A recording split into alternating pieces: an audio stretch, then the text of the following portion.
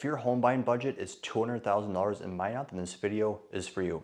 In this video specifically for the Minot market, we're not talking about Rugby, Towner, Berthold, Stanley. This is strictly Minot. If you want a video of any of those other markets with the same topics that we're talking about, drop a comment and I'll definitely do it. So we have three types of homes that we're going to talk about today. The first one we're going to go over is single family. So over $200,000 for a single family home. I have the drawing here, I have the garage, but I also have a gap right here because with a lot of garages for a single family home under $200,000, it's more than likely, not always, more than likely going to be a detached garage. So that's something to consider. Are you a person that just likes to, don't have to walk outside to get in your vehicle and go to work? Well, if you are that person, then maybe kind of want to reconsider or up the budget a little bit more, because that's very common to see detached garage, and some of them don't even have a garage under $200,000 in Minot. So that's something to think about. Repairs. So as we go from 200 and below, you're more than likely, not always, more than likely going to see that, okay, there's going to be some repairs that have to be made, since we're going to talk about age in a little bit, but as you get older, what do the shingles look like? Okay, they're old, so they probably need to get replaced soon. What does the soffit fascia gutter system look like? Okay, those are pretty old. They need to be replaced soon. And to start thinking about repairs, and we'll talk about basement too, but just as you get older and lower in price, more than likely there's going to be repairs. And if you're a handyman that loves the type of stuff, awesome. Then you could probably get a good deal, because we're going to talk about square footage here. There's more than likely going to be way more square footage in a single family home than a townhouse and a condo. So if you fix up the single family home with repairs that need to be done, then wow, you're going to get a large house with a lot of updates and repairs, and it's a really good deal. So that's something to think about. Appliances. So as we start talking about age, it's getting older, prices are going down, the appliances are going to be more than likely older as well if they haven't been replaced or fixed or repaired. So that's something to think about too. Okay, the furnace, well, that's pretty old. That's probably going to be an expense coming out of pocket soon, depending on if you get a home warranty program, if it covers it. Something to think about. The furnace, like we just said, the water heater, start thinking about those things. Fridge, freezer, what does that look like? As we get older, the appliances are probably just as old. So start budgeting for those type of things. And now let's talk about age. So the lower we go in price, the older the homes are. And with age, a lot of the style for an older home is the 1.5 story. So if you want a house with no stairs, well, there's going to be a lot of 1.5 story homes, 2-story homes that are in that price range.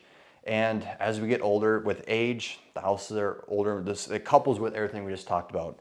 The repairs, the appliances. So just be aware that it's going to be an older home. And also lead-based paint. So that's the thing. If you're very concerned about lead-based paint, well, it's more than likely going to have lead-based paint in it if it hasn't been painted over. So that's something to think about. Now let's talk about basement.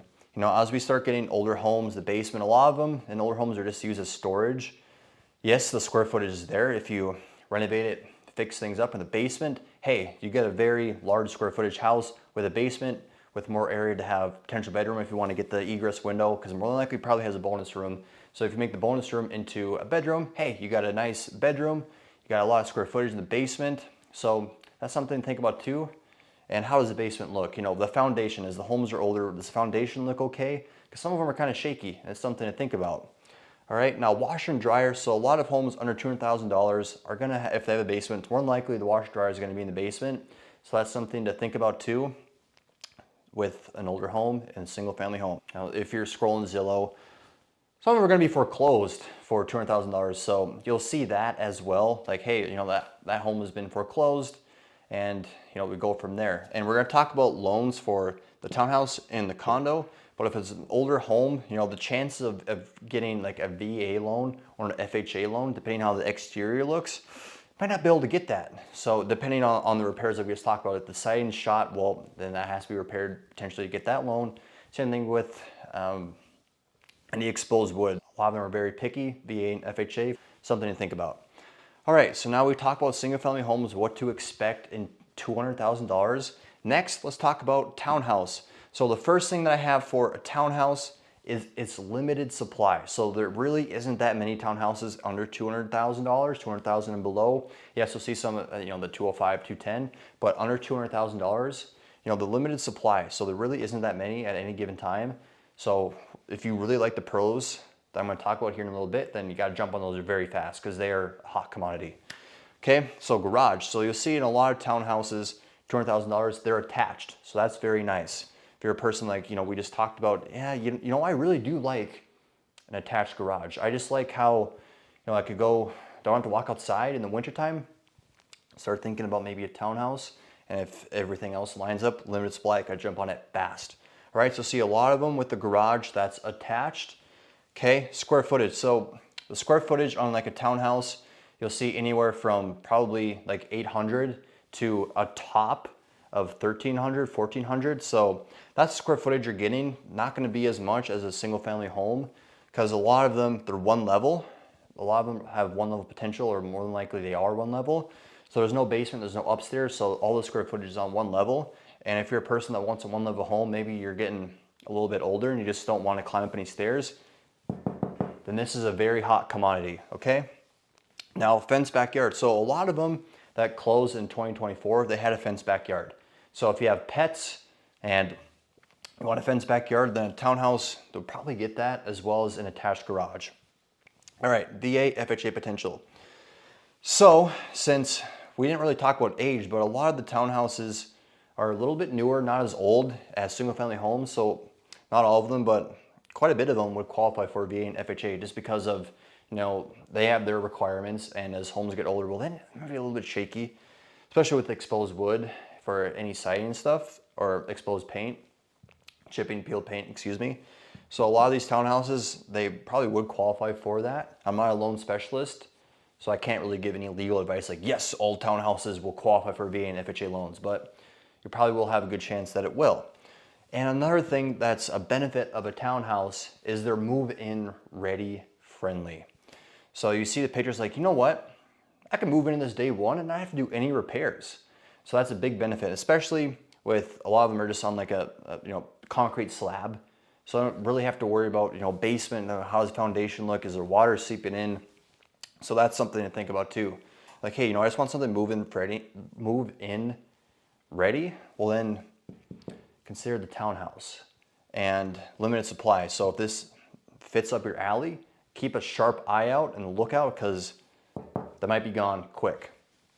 All right, so we talked about single family. We talked about a townhouse. Now let's talk about a condo. So I put limited supply. So it's not as limited as a townhouse. There's going to be more condos than townhouses, usually at any given point. But there's still not as many condos as there is single family, okay? Now garage. With a lot of condos, you'll see an attached garage, if not one, usually more than likely two that you'll see sometimes with a condo. And that's a benefit for people like we just talked about, especially in North Dakota in the wintertime. You don't want to walk outside for your vehicle, okay? And a lot of them aren't as old. I should have drawn an arrow from not as old to single family, because a lot of single family homes are pretty old, and you won't see a condo as old as some of the lower ones. So that's something about too. If they're not as old, well then these items can last a little bit longer. We don't really need to expect some repairs. And I have that at the bottom, move in ready friendly. So that's something to think about too. If they're not as old, they don't need as many repairs, then probably move in ready friendly. That's a tongue twister, holy. And HOA, so a con, well, I guess maybe it's a pro too, but people always say, the HOA fee is pretty high. That's a no-go for me. Let's talk about HOA. So an HOA fee that covers, everyone is different, but usually snow removal, grass cutting, and a big one that we're going to talk about here is exterior insurance. So that's something I would consider a pro. So if there's any hail damage on the outside, well, the HOA has reserves in place for the insurance to cover any repairs. So you could sleep good at night if there's a big hailstorm. I guess that depends if the HOA fee has a pretty good reserve supply. If it does, well then you can sleep good at night and be like, you know what? If this happens or any damage, well then we're pretty much good. And then also a lot of them cover a sewer line. So, because as a homeowner, you're responsible from the sewer lines in your house all the way to the main. Well, if that exterior insurance covers the sewer line, if you have any problem with that, well then you can feel good that, hey, that you can get the HOA has a reserve to cover these items. So that's something to think about too. If you don't mind paying, and HOA fees range probably around 150 to 300 tops, so probably around there. If you don't mind paying that extra a month to have your grass cut, to have the snow cut, or the snow moved, the exterior insurance, the garbage, the water, some of them water. That's, that might be a big pro. Okay, so we talk about HOA, we talk about exterior insurance, appliances. So if the condos are not as old, a lot of them have, newer appliances that can last a while. And, that's because they start adding up. Those replacements, they start adding up pretty fast. So if they're newer, maybe they've been updated a little bit, hey, you don't have to worry about that expense. And if you get home warranty, well, then you feel really comfortable. Okay.